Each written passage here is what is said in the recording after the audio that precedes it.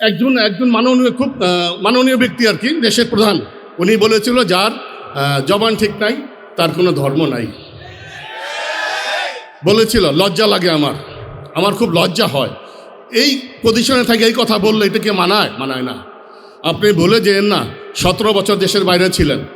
আপনি যে এয়ারপোর্টে নামছিলেন না, ওই এয়ারপোর্টও রক্তে রাঙ্গানো ছিল। শহীদ পরিবার রক্ত দিয়ে আপনি হেঁটে হেঁটে চেয়ারে আসছেন।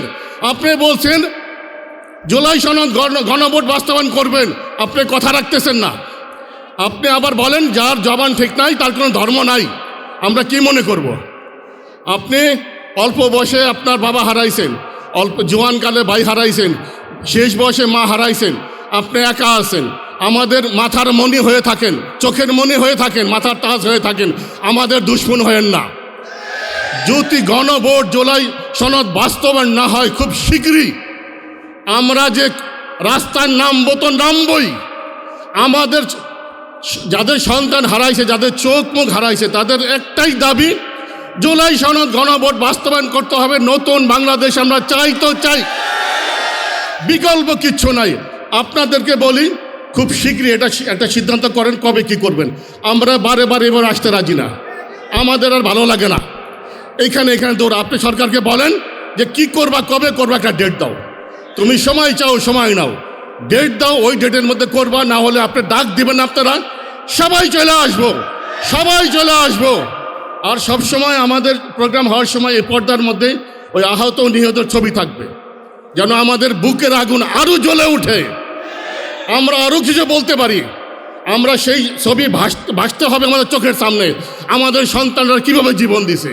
এখনো যখন দেখি জুলাই সেই আগস্টের সিনগুলি, আমার মাথা খারাপ হয়ে যায়, পাগল হয়ে যায় যে আমি কেন গেলাম না, আমি কেন মরলাম না।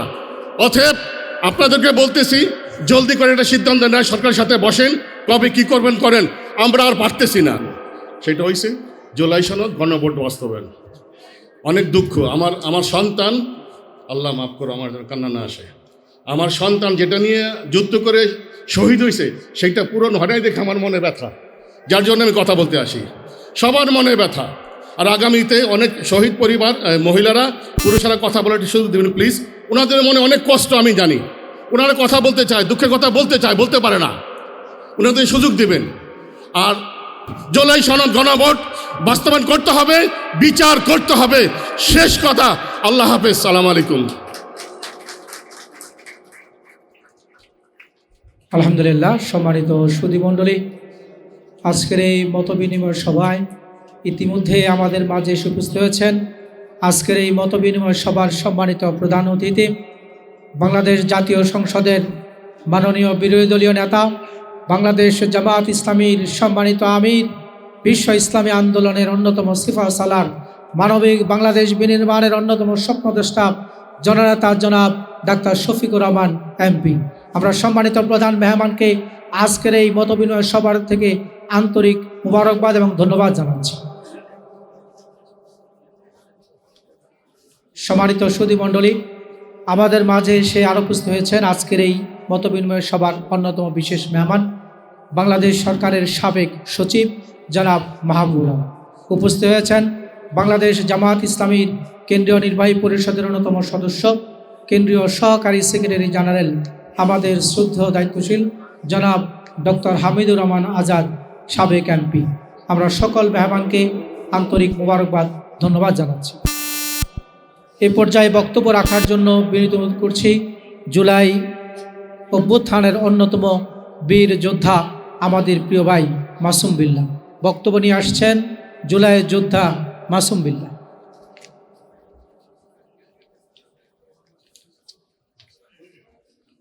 আসসালামু আলাইকুম ওয়া রাহমাতুল্লাহ। ইন্নাল হামদালিল্লাহ নাহমাদুল্লাহ ওয়া নুসাল্লি আলা রাসূলিহিল কারীম, আম্মা বা'দ। ফাআউযু বিল্লাহি মিনাশ শাইতানির রাজীম। বিসমিল্লাহির রাহমানির রহিম। কাম মিন ফিআতিন কলিলাতিন গালাবাত ফিআতান কাসীরাতান বিইذنিল্লাহ। সাদাকাল্লাহুল আযীম। সম্মানিত জুলাই যোদ্ধা এবং শহীদ পরিবারের সদস্যবৃন্দ ও মঞ্চে উপস্থিত সম্মানিত অতিথিবৃন্দ, আজকে এখানে দাঁড়িয়ে জুলাইয়ের কোনো স্মৃতিচারণ করার জন্য এখানে দাঁড়াইনি। কারণ জুলাইকে নতুন করে স্মৃতিচারণ করা, কোনো দিন তারিখ নির্ধারণ করে স্মৃতিচারণ আমাদের করতে হয় না।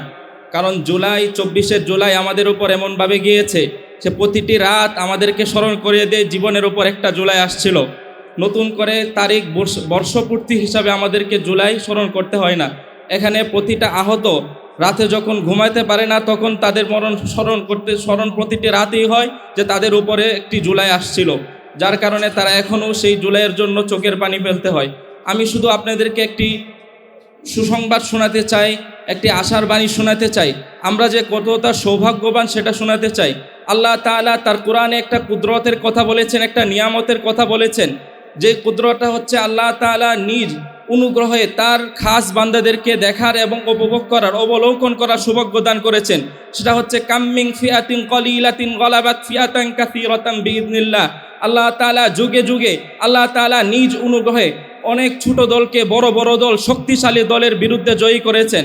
আল্লাহ তাআলা আমাদেরকে ঠিক তেমনই একটি সৌভাগ্যের, একটি নিয়ামতের, কুদরতের অবলোকন করার তৌফিক দান করেছেন, যে আওয়ামী সরকার তার গুন্ডা বাহিনী, পেটোয়া বাহিনী দ্বারা কিভাবে চেষ্টা না করেছে তারা আমাদেরকে দমন করার জন্য, আমাদেরকে ধ্বংস করার জন্য, আমাদেরকে ধমিয়ে দেওয়ার জন্য।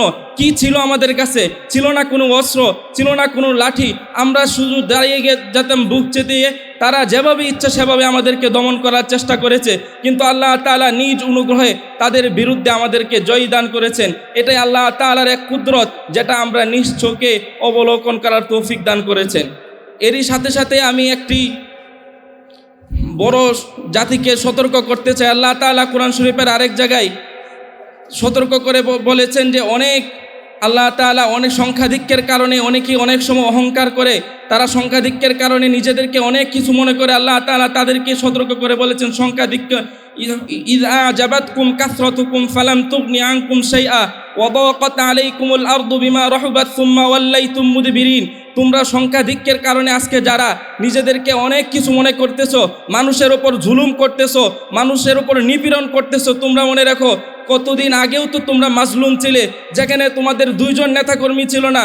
তোমাদের নেতাকর্মীরা শীতে কনকনে শীতে চাদর পরে বসেছিল, পাশে মাত্র 2-3 জন নেতাকর্মী ছাড়া কেউ ছিল না।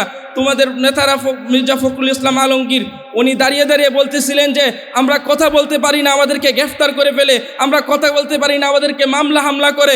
কিন্তু আজ কেন তোমরা সেই একই কাজে একই পথে হাঁটতেছো? যদি তোমরা এভাবে জালেম হয়ে ওঠো তাহলে তোমাদের জন্য দুঃসংবাদের বাণী হচ্ছে সুম্মা ওয়াল্লাইতুম মুদবিরিন। তোমরাও পৃষ্ঠ প্রদর্শন করে পালাবে, এমনভাবে পালাবে যেমনভাবে বিগত সরকার পালিয়েছে তো পালিয়েছে, এমনভাবে পালিয়েছে অন্তত তাদের এত জঘন্যভাবে তারা পালিয়েছে পৃষ্ঠ প্রদর্শন করে। আমি যদি লজ্জার কথা বলি, তারা তাদের অন্তর্বাসগুলো পর্যন্ত নেওয়ার সাহস পায় নাই। ভিডিওতে আপনারা দেখেন নাই, তাদের লজ্জা নিজের প্রাইভেট কাপড়গুলো পর্যন্ত তারা নেওয়ার সময় পায় নাই। এভাবে তোমরা লজ্জাজনকভাবে পালাবে। আমরা বলতেছি না পালাবে, তোমরা যেভাবে নিষ্ঠুর আর জালেম হয়ে উঠতেছো আল্লাহ তাআলার বাণী অনুযায়ী সুম্মা ওয়াল্লাইতুম মুদবিরিন, তোমরা অবশ্যই পালাতে বাধ্য হবে যদি তোমরা সতর্ক না হও, তোমাদের নেতাকর্মীদেরকে সতর্ক না করো, তোমরা যদি সত্যের পথে ফিরে না আসো। অবশেষে আমি ছোট মাত্র একটি আয়াতের মাধ্যমে শহীদ পরিবারদের দৃষ্টি আকর্ষণ করব।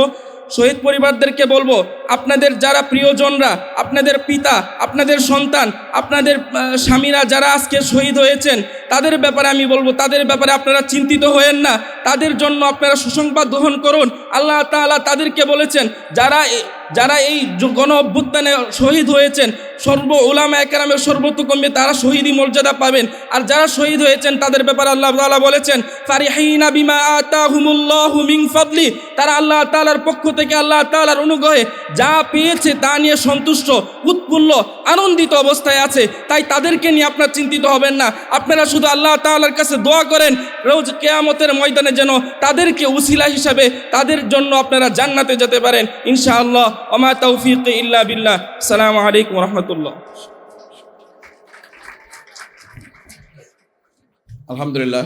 সম্মানিত সুধী মণ্ডলী, আমন্ত্রিত অতিথিবৃন্দ, আমাদের মাঝে এ পর্যায়ে সংক্ষিপ্ত কথা বলার জন্য অনুরোধ করছি আমাদের সকলের প্রিয় শহীদ শাহরিয়ার খান